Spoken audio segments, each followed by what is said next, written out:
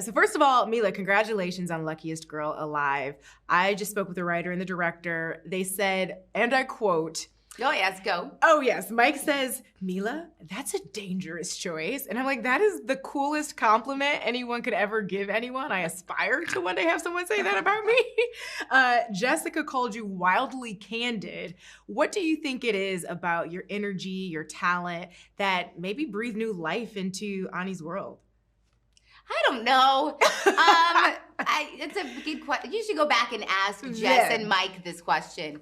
I don't know. I think anybody can relate to a character that puts on a face, right? Like at the end of the day, we all put forth a version of ourselves that's not who we are.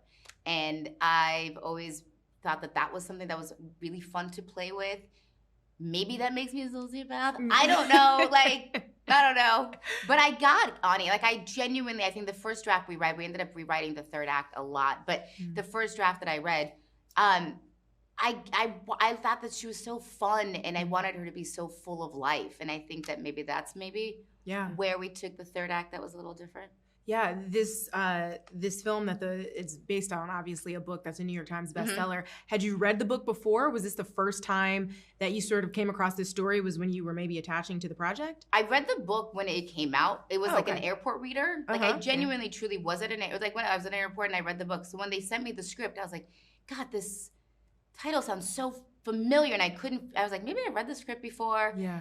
And then I Googled it, and I was like, oh, that's right, it was the book. And so I did read the book. I didn't recall the book because it was years and years and years since I'd read it. So at the end of the day, I did read the script with fresh eyes, not related to the book at all. There's so much that happens in this story. A lot of it, based loosely on personal experiences that Jessica actually went through, and a lot of it is heavy. And yet still there's some levity there, and there are humorous moments. What was maybe the most challenging part about telling the story for you? And also, why is this such an important story for audiences to see? So I'll work my way backwards, but I think that why it's such an important film is because you should walk out of it with a great conversation. And you should at least have a moment of, I didn't think about it that way, or I never looked at it from that perspective, or, it's regardless of who I've shown this film to, it's always ended with the movie ends and then it goes into, do you think that it's a really great conversation starter? So I think that it's also a really fun world to be a part of. The incidents within that world are complicated and dark and hard, but they are real in people's lives, and that shouldn't be discredited. But at the end of the day, it's just a person trying to find out who the hell they are themselves versus who they want people to think that they are. Right. And there's some skeletons in the closet. So I hope people come out of it with a fun conversation, or at least an interesting conversation, or a lively conversation. As far as what was the first part? Girl, I can't even get back to it if I try. No, that was a beautiful answer, though, and I completely understand. I'm glad that you brought up this idea of what we present to the world versus who we actually are. As someone in the public eye, in what ways do you find that maybe relatable? I think it's very relatable. I mean, I don't code switch as much as probably other people, only because maybe I'm lazy. I think I try. Is that why? Yeah, and I've said. I made this joke earlier, but if we're going into code switching, oftentimes people put on a shows to who they are, whether they're on the red carpet or at work or in any sort of place that they feel like they have to be something other than themselves, right? I've maybe had an overly confident self of self my whole life, so I've never struggled with that. I've never had the version of imposter syndrome or things like that. I've had other ways of dealing with it, but as far as that code switching goes, I never really had it. I've always been pretty confident in who it is that I am. Yeah. But I would definitely say, regardless of that, I think who I am when I'm here speaking to you is a very different person than who I am when I'm home with my husband or with my kids, or very different than how I am with my parents. Yeah. I think that I used to have a much larger cultural code switching because I am an immigrant. Right. And so there's a part of that when you used to go to your grandparents' house. you can't, there's no version of me with ripped jeans that can come in and be like, sup, grandma? Like, that was never going to happen. No. So that was probably, and then my grandparents passed away, and then so that kind of went away. But that was probably the largest, biggest one where I was a very different person. Okay.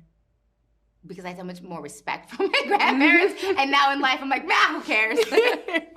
I love that. I mean, code switching, it's exhausting. It's a lot to take on, so that you don't even subscribe to that There's burden. probably little versions. I mean, my husband will call BS on it for sure. He'll be like, that's not true. That's not, because I'm probably even unaware of what my gestures are, how I speak, what I do, how I hold myself in public versus in private. Yeah. Okay. Got it. Speaking of Ashton, he obviously talked a little bit about the health scare that he had and how serious that was. Yeah. Did you guys, is it safe to say, come out stronger on the other end of that? Did you fear that you might lose your husband at one point? How serious did that get? No. I'm very grateful for modern medicine.